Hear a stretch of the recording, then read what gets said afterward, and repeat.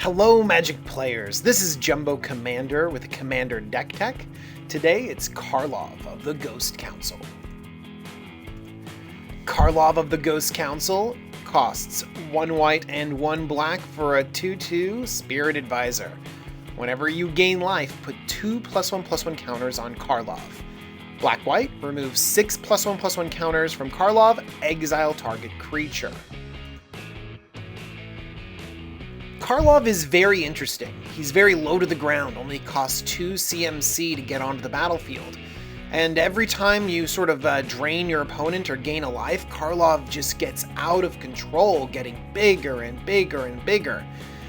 I've had a few deck techs about this draining strategy, and I really like the way it plays, and so I think Karlov could be a very interesting variant on that. But he gets really big, and he takes out other creatures, so I feel like this is going to be leaning more towards creature combat rather than this nickel and diming taxing that I've put together on a lot of other decks. Very interesting angle. I mean, if we're going to make Karlov big and deal a lot with creature combat, that means that this could be a very interesting Voltron strategy. Get Karlov gigantic and then swing in with the ability to remove creatures at will. I think Karlov has the ability to be really powerful right out of the gates and then pivot into a more interesting controlling strategy to finish out the game. Man, I'm excited to break this down. Let's take a closer look at it. Karlov has the makings of a great Voltron general. Voltron strategies are where you build up a single creature so that it's gigantic and a threat that your opponents can't really deal with. They're particularly effective when you do it with your commander, because he only has to do 21 points of commander damage to end the game. Let's see how we can support Karlov as our Voltron general. Bastion Protector and Mother of Runes are key to this Voltron strategy. We need to protect Karlov. Making him indestructible or giving him protection from a color of your choice can give him that protection, along with the ability to attack with impunity. Some of the most successful Voltron generals, like Ural and Sigarda, they have built-in protection. They have hexproof. And that makes them very good for going all in on. But Karlov doesn't have that. So when we commit a lot of resources to making Karlov huge, and he gets taken out, we're at a severe disadvantage. So we need to make sure that we protect him, but also that we're willing to say we're not going to go Voltron at this time. Maybe use the counters to exile some creatures.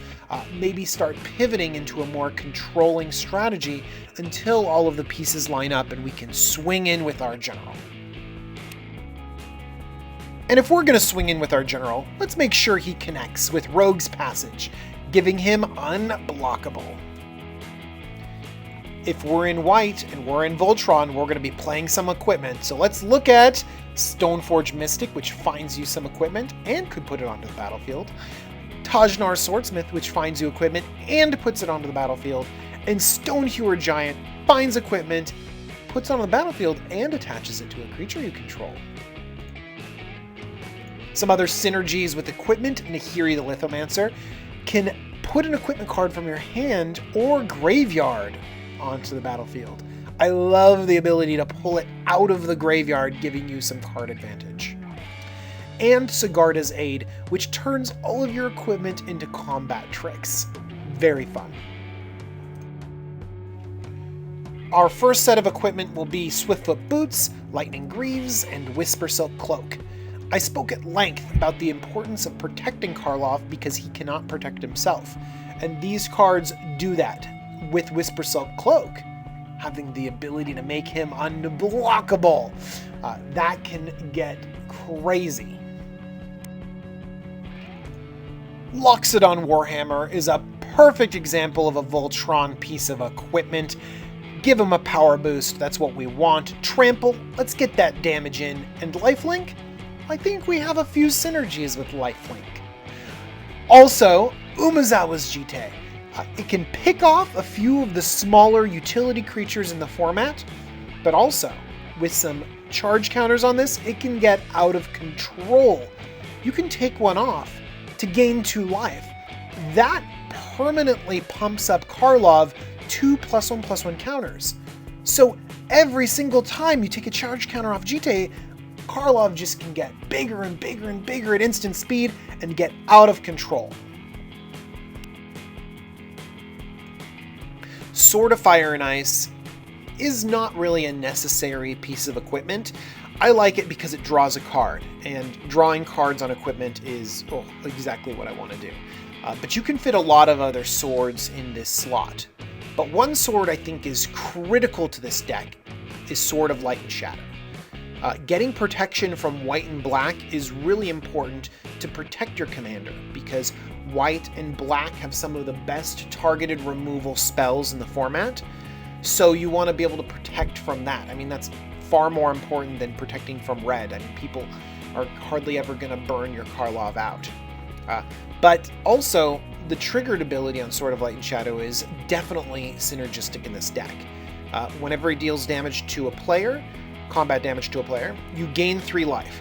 Gaining life is really important in this strategy, and we're going to see tons of life gain synergies, but also you may return up to 1 target creature card from your graveyard to your hand. White has a really hard time with card draw. Black is actually pretty okay with card draw, but this is a creature-heavy strategy, so being able to recur creatures from our graveyard to our hand is going to be very important, and we're going to gain card advantage off of this sword. Control elements. Authority of the Councils, Blind Obedience, and Thalia, Heretic Cathar. All of these cause your opponent's creatures and other stuff to enter the battlefield tapped. That's very important in a Voltron strategy because you need to tempo your opponent out as you keep attacking in with your Voltron general. Also, these work particularly well with Karlov himself. Authority of the Councils, creatures your opponent enter the battlefield tap. Whenever a creature enters the battlefield under an opponent's control, you gain 1 life. So they try and play a blocker. It enters tapped, and it triggers your Karlov to grow even bigger. Oh, I love it. Blind Obedience has Extort, which we're going to talk about a little bit later. It's magical in this deck. Not only does it cause you to gain a lot of life and drain your opponent, but it's going to give these little life gains that trigger Karlov. Tragic Arrogance. Now, one would imagine that a board wipe in such a creature-heavy strategy would be undesirable, but Tragic Arrogance is just a superb card in Commander, and even better in Voltron strategies. Imagine you get to pick all of the creatures, enchantments, planeswalkers, artifacts that everyone has left. You guys have mediocre cards left, but I have my Voltron Commander, I have my kick-ass equipment attached to it, and I have the ability to take out your creatures on my Commander. And then I slam in for all of that Commander damage. Tragic Arrogance is excellent in a lot of strategies, and it's relatively inexpensive, so it might be a good idea to pick a few up if you have the chance. Cataclysmic Gearhulk does a okay impression of Tragic Arrogance.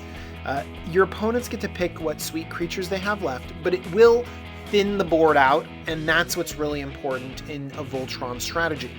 Cataclysmic Gearhulk also has the added advantage of being a creature, and so I mentioned a little bit of creature recursion, so the ability to get the Cataclysmic Gearhulk back from your graveyard to clear the board again can be very powerful.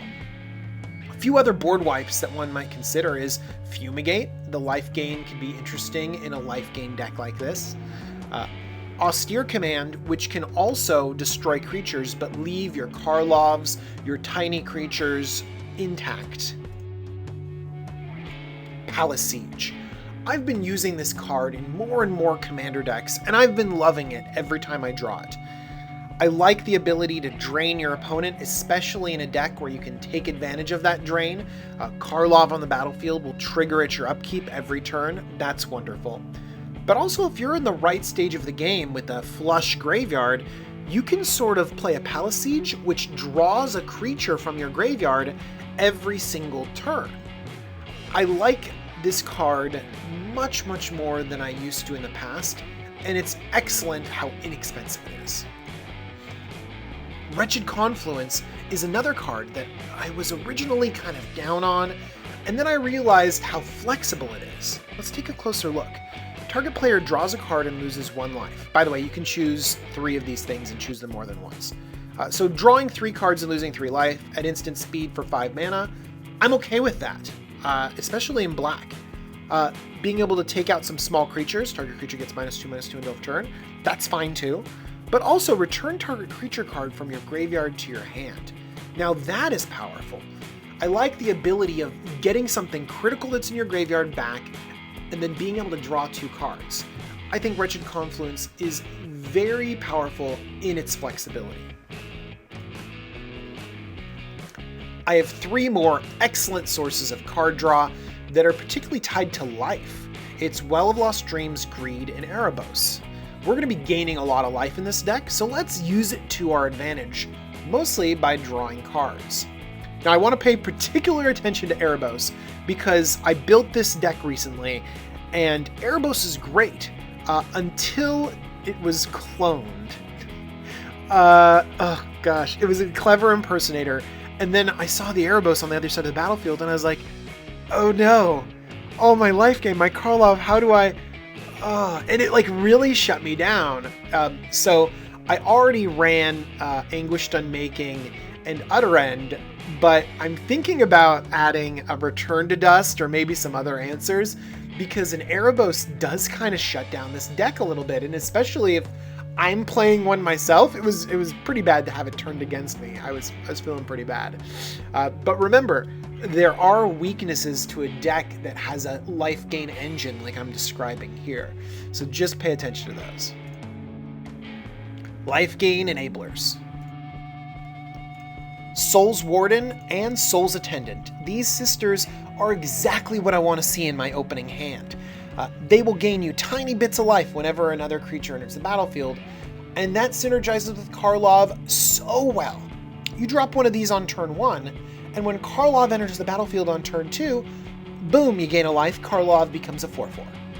Any other opponent plays a creature and your Karlov just goes bigger, bigger, bigger. You play a Secure Tri-Builder, bigger Karlov. You play a Wood Elves, bigger Karlov. And you can almost always swing into someone that has an open board on turn 3, turn 4, turn 5, taking people out with this excellent synergy. Now, there's a few other cards that have pretty good synergy, but not quite as good as these 1-drops. Suture Priest triggers on only your own creatures entering the battlefield. Still very powerful, but not as good as triggering for the whole table. And Blood Artist triggers when creatures die. We are going to have quite a few creatures, so the Blood Artist could gain a lot of value. Ranger of Eos is a particular mention because this guy is the Muldrifter in white. He will draw you 2 cards, and 2 of the most critical cards. These Soul Sisters are the cards that Ranger can fetch out of your library. Remember that Mother of Runes?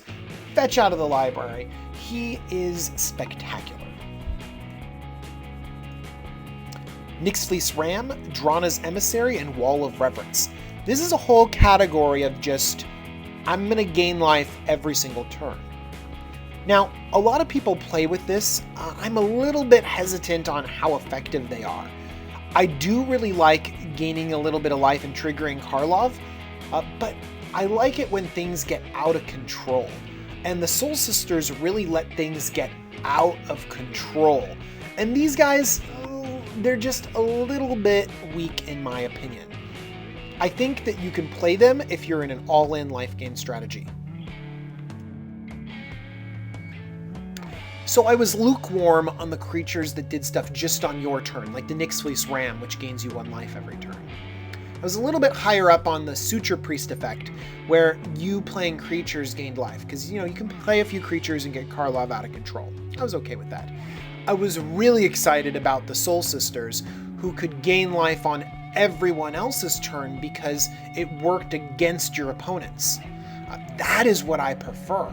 Multiple triggers on a full round of the table. So a card like Sunscorch Regent is amazing Whenever an opponent casts a spell, put a +1/+1 counter in Sunscorch region, oh that's pretty good, and gain a life. So with a Karlov and a Sunscorch, everything your opponents do will cause your Karlov to get bigger and bigger and bigger and even more out of control. On the same theme as that, Kumbal, a new card, will punish your opponents for playing non-creature spells, but also get your Karlov out of control. Now this is a card I can get behind. Pontiff of Blight. Extort is one of my favorite mechanics, and just imagine if you have a bunch of Soul Sisters out and you play another and suddenly you can extort. The instances of life gain are all separate. Your Karlov will get so big. You're going to be draining your opponents out like crazy. Pontiff of Blight is majestic. And in fact, the whole extort mechanic is excellent. So cards like Syndicate of Tithes, Cryptghast, Thrall Parasite, Tithe Drinker, and Treasury Thrall could all be really interesting includes, playing on this little life gain and life drain synergy we have building. Noxious Gearhulk kills a guy and gains you life. It's exactly what we want to do. Aetherflux Reservoir. It has the great ability of gaining you little bits of life as you just play the game, which is exactly what we want to do, but also has a payoff. As you gain more and more life from this deck, you can just dome an opponent for 50. And you don't have to win the game by going crazy and doing Aetherflux Reservoir over and over again, but the threat of taking an opponent out can be an excellent political tool. Pristine Talisman is another card that ramps you, but also rewards you as you're able to gain a life every turn. Life gain payoffs. I mentioned that Aetherflux Reservoir is a good life gain payoff, but there are a few more. Ajani's Pridemate is a classic life gain payoff, but again, I don't know if I like it. We're going for a Voltron strategy around our commander. I don't think we need a second Voltron in the form of Ajani's Pridemate. Some people will play it because they want a diversification of threats, but I'm going to go all in on Karlov, and if Karlov doesn't work, I'm going to pivot to a more draining, grindy strategy. I don't think I need a second Voltron. Rock's Faithmender. This guy doubles your life. It's a huge payoff to having a lot of life gain. But you know what? I don't need to win the game by gaining hundreds and hundreds of life. I just need to gain little bits of life over and over again and exert my control on the board.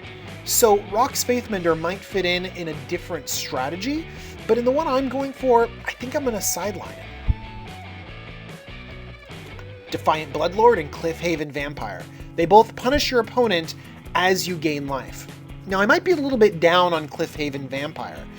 I don't know if we gain enough life to really take someone out, but one thing that is good is that we're gaining small amounts of life from Extort, from the Soul Sister effects.